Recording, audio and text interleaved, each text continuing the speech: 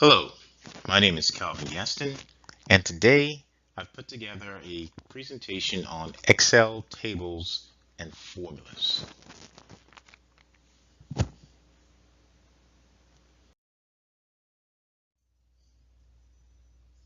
For today's lesson, we're going to cover a brief overview of Excel tables, and we're going to talk about how to insert those tables into a workbook. We're also going to cover combining formulas and nesting formulas. For this class, I've created some fictitious coffee sales data. What we're going to do is we're going to have that data in a workbook. We're going to insert a table, and then we're going to manipulate the data by adding some columns and showing how we can manipulate the data by using formulas and combining formulas.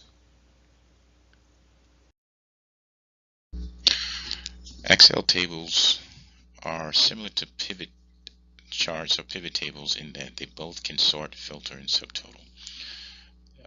The Excel table's advantages are that you can calculate an entire column and you can reference the entire column, table, or specific cells within that table. And you can automatically extend the data range when you include additional columns and you include additional rows. Those rows and columns will automatically be included into your data range.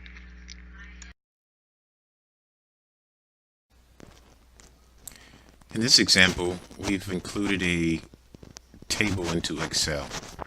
You can tell this is a table because of this default formatting where the headers are in blue and they're alternating colors to give it a distinct look. What I did is highlight some of the options that you can have in Excel tables to assist with some of your sorting and filtering. Up top here you have the slicer.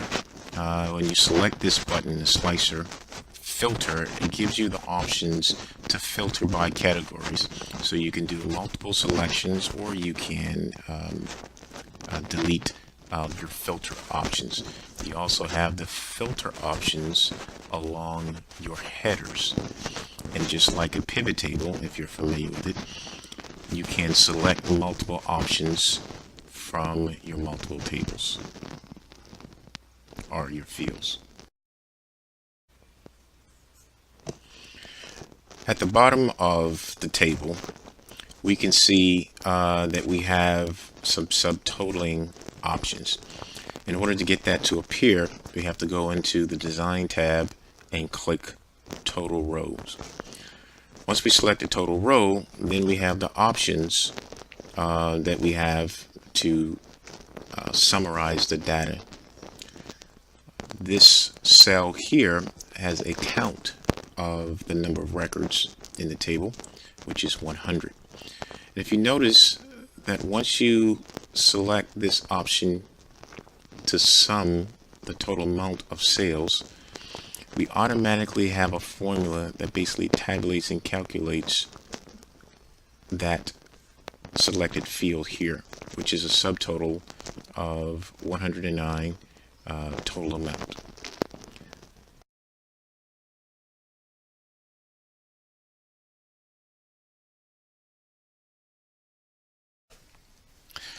Okay, now in this portion, we're going to go over how to insert a table into your Excel workbook. For this example, I've created a worksheet with some sample sale data. Sale data is just some random sales information. I have my headers, the sales rep, sales location, sales date, amount total, product flavor, grind, and market. And for this example, I put in 100 records or 100 rows. So the first thing we do to insert a table into your workbook is to highlight the range where your data exists. So we're going to highlight everything to include the header all the way down to H101. We're going to go into Insert and select Table. The dialog box pops up and asks us to confirm where our data range for the table exists. And yes, we do have headers, so I'll leave that box checked and click OK. And there's your table. Your table's inserted, and you see you have your default formatting, which if I wanted to change the formatting, you can do that. You have that option. And it shows that your table's highlighted all the way down to row 101. Now, the good thing about using a table, just want to reiterate, is that it keeps the data integrity when I add or delete rows into my table. And it comes in handy when we start to add in the formula. So our formulas won't shift when we delete or add rows to our records. And I'll talk about that right here in a second. So first, let's say for this scenario that we want to add a column that doesn't exist, and I want a column that will reflect the sales date in a text format. In that text format, I want the month and the year. So I can convert this column to a text and will give me the month and year, and then it will carry that calculations down the entire column. So first, let's go ahead and give it a appropriate title, and let's just go month/year.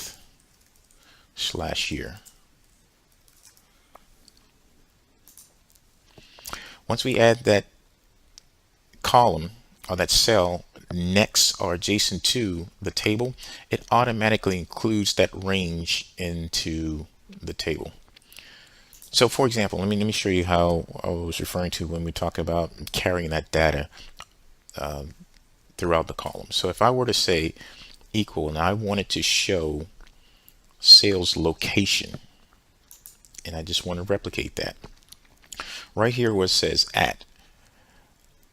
This at means at this row for sales location, I want it to equal region 2. And when I hit enter, it's going to carry that formula all the way down to the end of my table. Okay, so going back to our example here where we want to calculate or convert the month or the sales date to a month and year format. So what I've done in this WordPad is I kind of typed it out just to make it easier so I can explain it to you. There's a formula called the month. The formula all starts off with equal sign, month, open parentheses, and what I am evaluating, close parentheses. So if I were to take this formula, here's the example. So if I were to take equal month, select the sales date for this column, it will reflect that, and I would get a result of 12. And if I were to take the year, do the same formula, put in the sales month, our sales date, it would give me 2009. Now, in order for me to do it more efficiently, I would use a VLOOKUP to then tell me and translate this month as a numerical value to a text.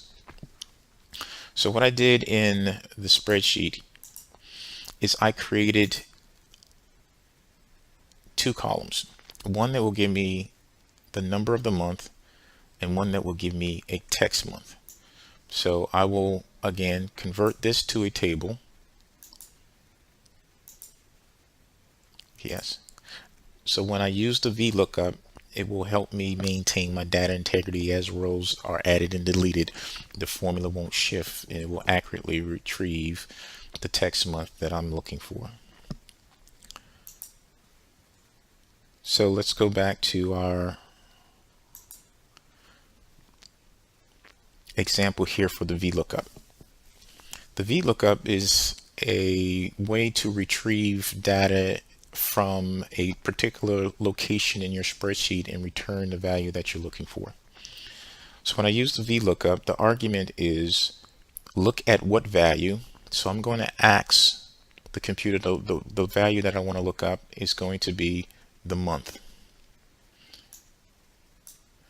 Then it's going to ask me the table or array, basically where is the data that I need to evaluate, which is going to come from sheet 4.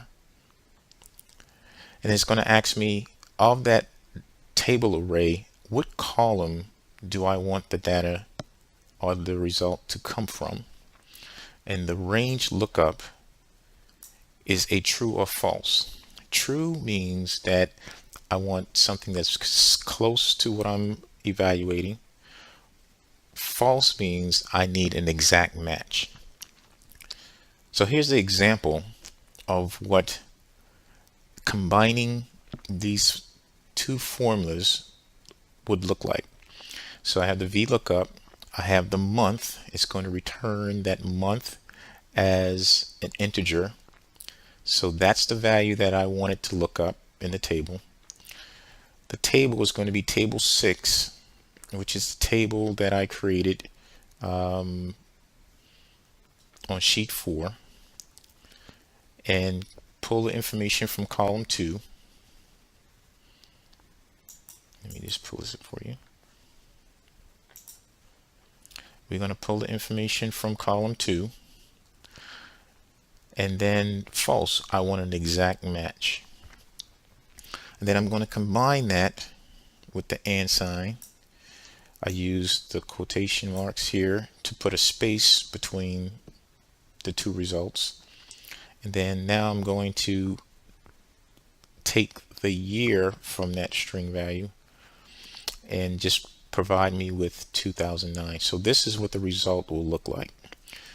But first, let me verify that the table is actually table 11.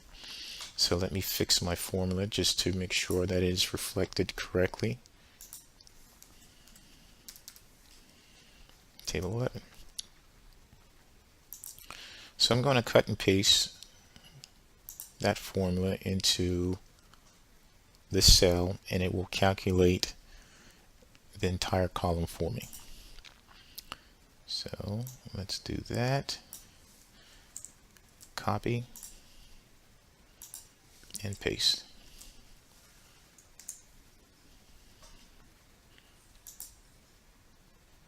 Okay.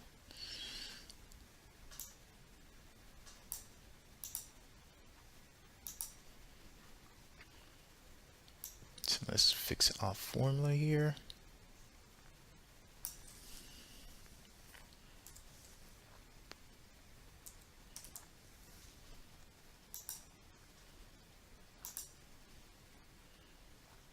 Table 11.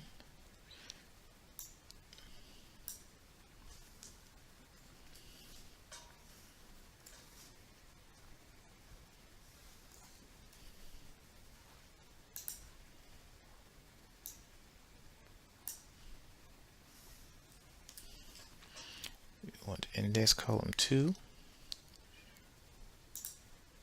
Our range to be false.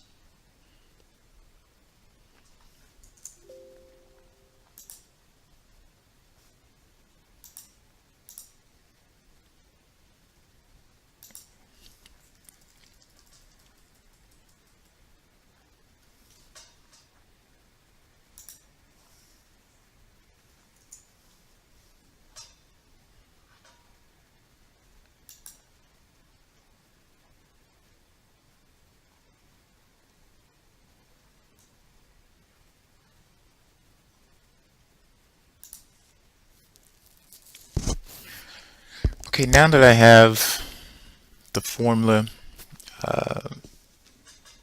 into that column, that is going to give me a text of the month and the year for each sales date. You can see it travels all the way down to the end of the table. So in this next scenario, let's say that we have a opportunity to link these two tables together with a key identifier, a key. And the key in the table that we want to link this data to has employee ID number. But this table does not have an employee ID number. So we want to create a column that reflects the employee ID number so that way we can link the two tables together in a query. So we're going to do the same thing again. Let's come here and add a column that says employee ID number. So let's just say ID number. Okay. We know what the ID numbers are. Just for simplicity purposes, we're going to say that for each employee, the number begins with an alphabet and it's 1, 2, 3. So we want to be able to carry that formula all the way down the entire column in this table. So we're going to use an F statement. So we're going to nest multiple F statements into this one formula. So if we look at the F statement, the logical construct is that if a logical condition exists, we're going to test that logical test. We want it to do something. If it does not exist, then we want it to do something else. So in this formula, we've nested 6 F statements because we have 6 employees. So we're saying that at that location for the sales rep, if employee 1 exists, we want it to return a value of A123. Instead of saying an F for the false, we're going to repeat the true statement because we wanted to evaluate each one of these statements before it gets to the false statement to return a value. So we have employee 1. If we have employee 1 that exists in that field, that row, that cell, we want to return A123. If employee 2 exists in that field, we want to return B123. F, and so forth and so on, employee 3, until we get to the end, which is employee 6, which is our last employee. Then we have the false statement. If none of those conditions exist, then we want to return the value no ID number. So let's cut and paste this into our cell.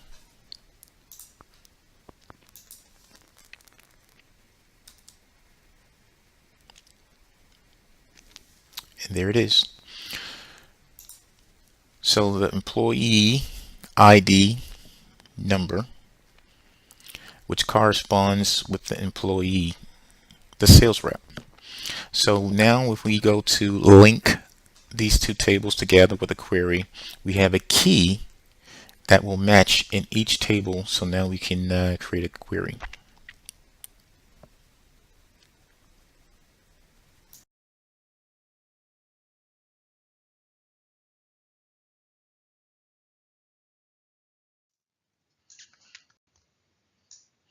So in conclusion, we went briefly over some of the features associated with a Microsoft table and how to insert a table into a Microsoft worksheet. We also talked about how to combine formulas and nesting formulas and how those features are relevant to calculating an entire column, which adds a bit of efficiency to your spreadsheets when you're manipulating the data, and also give you some extra capabilities when you want to link the spreadsheets to another table and create a query. And creating queries are a good way to help manage multiple spreadsheets.